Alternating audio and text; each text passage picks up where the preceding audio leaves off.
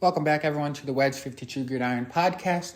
I'm your host, Wedge, and today's episode will be the 10-minute report Eagles. Before we jump into today's episode, please make sure you follow me here on Spotify, as well as check out the Instagram at Wedge 52 Gridiron. Make sure you guys tap into the other 10-minute reports and future 10-minute reports that I will continue to post every day of July. If you guys are unfamiliar with the 10-minute report series, it is where I take 20 minutes of study plus my already established knowledge and cram it all into a 10-minute podcast. With that being said, let's jump into today's episode, a 10-minute report on the Philadelphia Eagles. Obviously, the Eagles are the defending NFC champions, and we're potentially one play away from being Super Bowl champions. To start off this episode, I just want to say, initially, Eagles and Eagles fans were saying, we got robbed because of the flag, or no, what should have been no flag.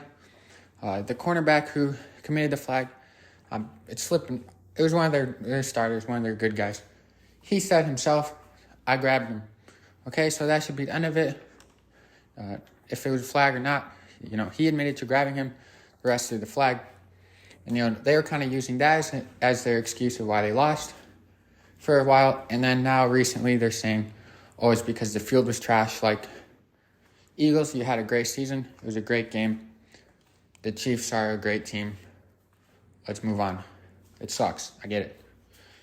But the Eagles will be starting off this season with a new offensive coordinator in Brian Johnson. He's new to the offensive coordinator position. But before that, he was the Eagles quarterback coach.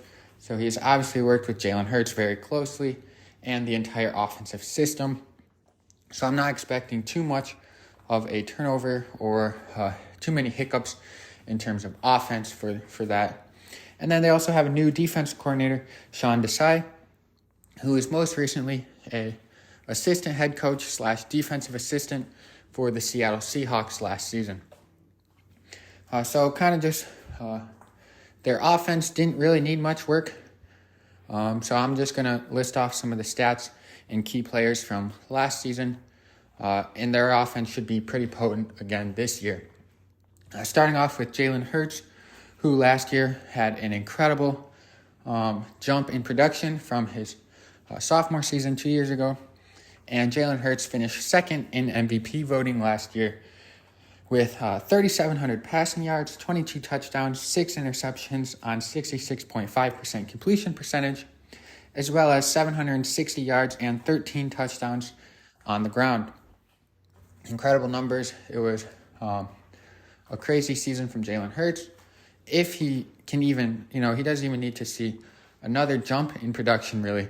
If he can just maintain or stay close to the production that he had last season, the Eagles will, probably have repeated success again.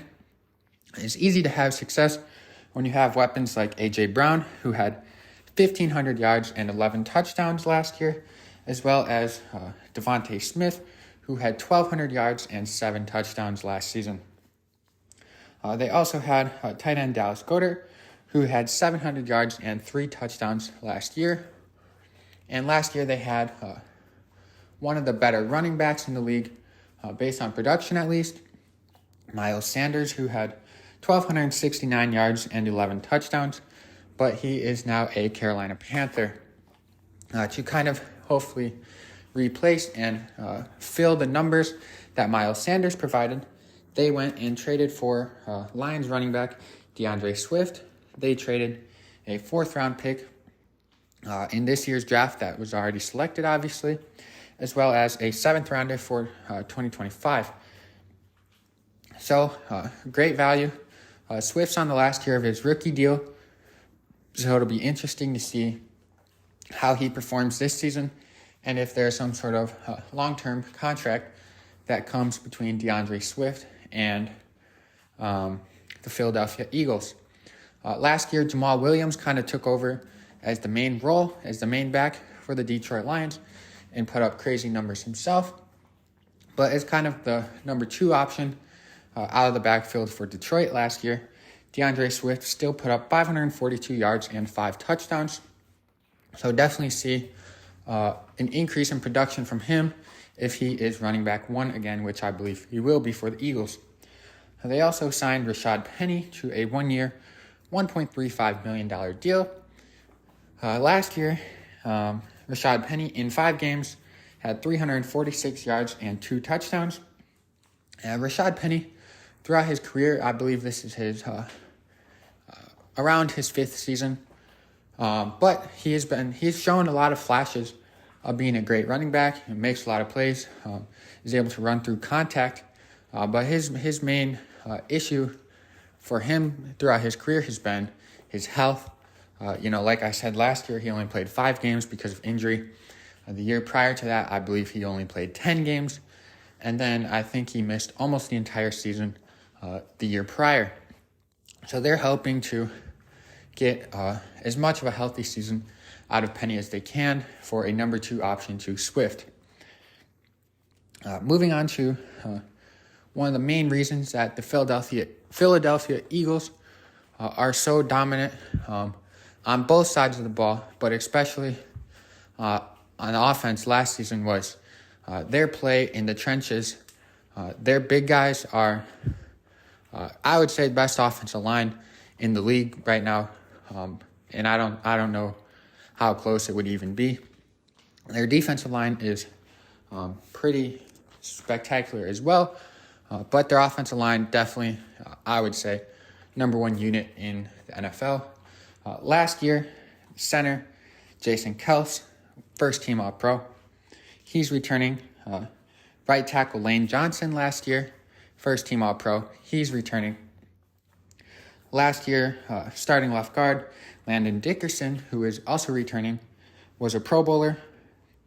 And then left tackle Jordan Mailata showed a lot of progress and a lot of improvement in the second half of the season and into the playoffs. It was very good for them. They're hoping that he can continue to improve or even just stay where he finished at last season.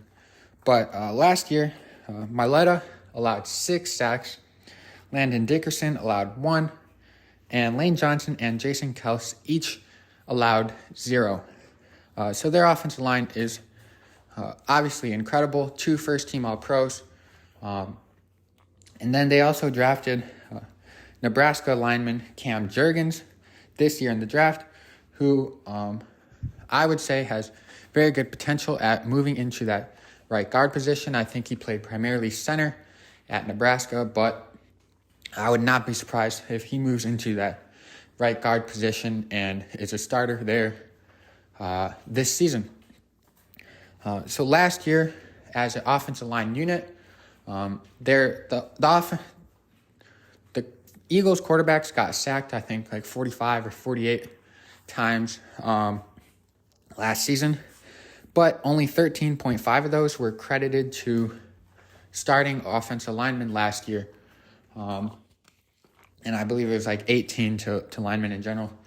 But so that basically means that only 13.5 out of those, 40-something sacks were credited to the offensive line, which means there was either, more rushing than offensive linemen on the field, which means there's an extra guy, as well as, it could have been all-out blitz, which would mean multiple extra guys, or it could have been outside the pocket sacks, things like that, where it's normally either the quarterback's read guy or the running backs or tight ends man to block. So that's their offensive line. And I did not get to dive too much into detail on the defense because my 20 minutes were running out. But their defense, one of the best in the league last year. I'm sure they will be probably, without looking too deep into the numbers of the Eagles as well as the rest of the league, I would believe that they're going to be top 10 defense again next year. But some of their names, a lot of notable guys on their defense that are starters, such as Fletcher Cox, Jalen Carter, Hassan Reddick, Josh Sweat, James Bradbury, Darius Slay. Those are all top-tier guys Big Play Slay. You don't get that nickname for no reason. And he's really had a revamp in his career since being in Philly. And then Hassan Reddick last year led the league in forced fumbles with 5 and was tied second place for sacks in the league.